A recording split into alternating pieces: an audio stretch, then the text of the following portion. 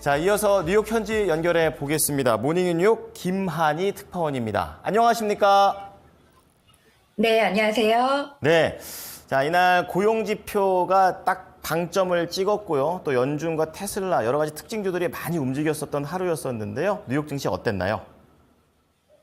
네, 지난주 금요일 뉴욕 증시 3대 지수가 일제히 상승 마감했습니다. 독립기념일 국경일로 하루를 쉬고 이날 다시 문을 연 뉴욕 증시는 S&P 500과 나스닥이 사상 최고 행진을 이어갔는데요.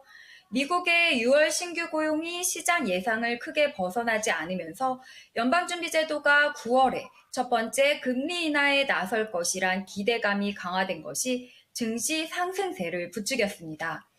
지난 5일 뉴욕 증권거래소에서 다우존스 30 산업평균지수는 전 거래일 대비 0.17% 오른 39,375.87을 기록했습니다.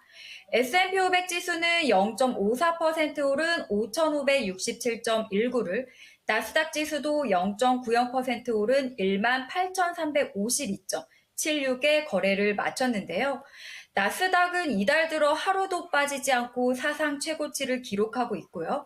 S&P 500은 올 들어 34번째 신기록을 세우고 있습니다. 이날 투심이 강화한 데는 미국 고용시장 완화 기대에 따른 9월 금리 인하 기대감이 커졌기 때문인데요. 미국 노동부에 따르면 6월 미국의 비농업 일자리는 전월 대비 20만 6천 개 늘었습니다. 다우존스가 집계한 전문가 전망치 20만 개와 유사한 수치인데요. 특히 4월 수치는 16만 5천 개에서 10만 8천 개로, 5월 수치도 27만 2천 개에서 21만 8천 개로 하향 조정됐는데요. 무려 11만 개가 하향 조정된 것입니다. 특히 실업률은 4.1%로 시장 전망 4.0%를 웃돌았습니다. 5월 4.0%보다도 악화된 수치로 2년 1개월 만에 최고치입니다. 찰스 슈왑의 수석 채권 전략가인 캐시 존스는 4, 5월 수치 하향 조정과 실업률 상승은 중요한 데이터이고 임금 상승률도 둔화하고 있다면서 이 모든 것이 더딘 추세로 이어지고 있다고 평가했습니다. 지난주 내내 주인공 자리를 꿰찼던 테슬라, 8거래일 연속 강세를 이어가며 올해 들어 손실폭을 모두 만회했습니다. 지난 8거래일 동안 상승률은 무려 38%에 달하는데요. 예상보다 양호한 인도 실적이 주가에 호재로 작용한 것으로 분석됩니다. 테슬라 주가는 이날 전거래일 대비 2.08% 올랐는데요. 테슬라 주가가 250달러를 넘어선 것은 지난해 12월 28일 이후 6개월여 만에 처음입니다. 테슬라 주가는 이번 주에만 27% 상승했고요. 지난 한 달 동안은 43% 급등했습니다. 향후 테슬라 주가를 움직일 주요 이벤트로는 오는 23일로 예정된 2분기 실적 발표와 8월 8일 로보택시 공개 행사가 있습니다. 이번에는 애플을 보겠습니다.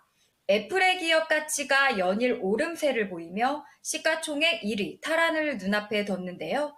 지난주 금요일 뉴욕 증시에서 애플 주가는 전 거래일보다 2.16% 오른 226.34달러의 거래를 마쳤습니다.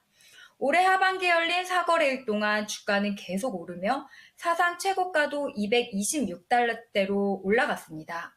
시장 가치도 3조 4,710억 달러로 증가하며 시총 1위 탈환을 눈앞에 뒀는데요.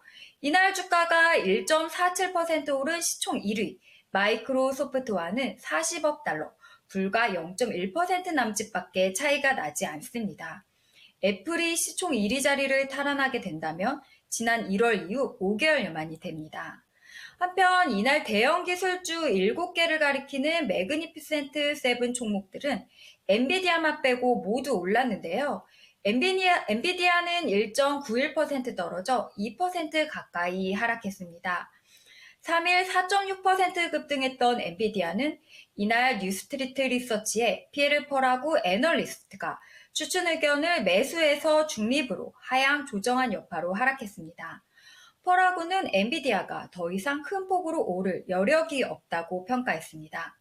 메타는 5.87% 폭등 마감해 M7 종목 가운데 가장 가파른 상승률을 기록했습니다. 네, 말씀해주신 종목들을 들어보니까 나스닥이 이렇게 사상 최고치를 경신하는 데 이유가 있었구나라는 생각이 듭니다. 자, 지난주 때는 고용 지표를 쭉 보자라고 말씀을 해주셨었는데 이번 주에는 어떤 것들을 좀 봐야 되는지 궁금합니다. 네, 이번 주 뉴욕 증시에서 가장 큰 이벤트는 11일 발표하는 6월 소비자 물가 지수 CPI입니다. 지난주 뉴욕 증시에서 S&P 500 지수와 나스닥 지수가 또다시 사상 최고치를 경신한 가운데 CPI 결과에 따라 증시가 어떻게 반응할지 주목되기 때문인데요. 뉴욕 증시가 기술주 중심의 강세를 이어가는 이유는 미국 중앙은행 패드의 9월 금리 인하 가능성이 유력해서입니다. 미국의 6월 실업률은 4.1%를 기록하며 약 2년 반 만에 가장 높은 수준으로 튀어오른 데다 지난 4, 5월에 비농업 신규 고용 수치가 대거 하향 조정되었는데요.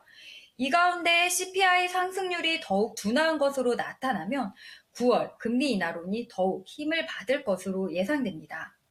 이에 따라 이번 주에는 이 같은 흐름에 쐐기를 박을 수 있는 주요 물가 지표가 대거 발표됩니다.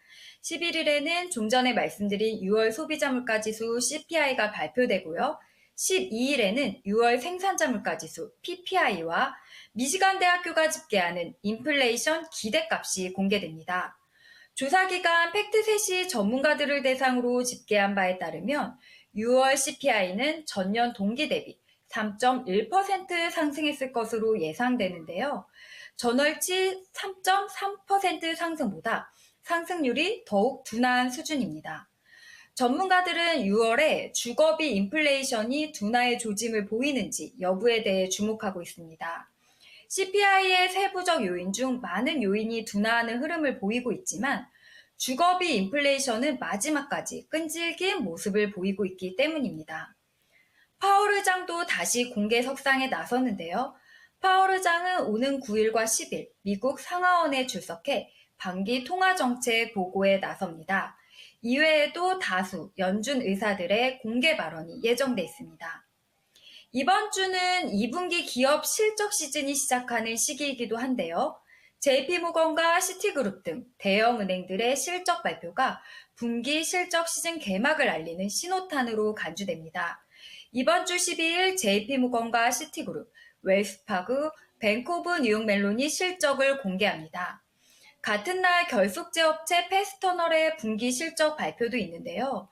패스터널은 거의 모든 제조업체들에 필요한 결속체를 공급한다는 점에서 그 실적이 미국 제조업체 경기 선행 지표 역할을 하는 것으로 간주되고 있습니다.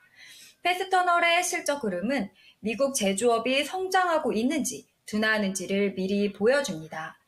이에 앞서 11일에는 소비 흐름을 보여줄 델타항공과 펩시코 등의 실적 발표가 있습니다. 이제 내일 주요 일정 살펴보겠습니다. 내일은 5월 소비자 신용과 6월 고용 추세지수 발표가 예정돼 있습니다. 네. 자, 이번 주는 물가 그리고 관련해서 2분기와 관련된 실적 잘 보도록 하겠습니다. 감사합니다. 네, 감사합니다. 네, 지금까지 모닝인 뉴욕이었습니다.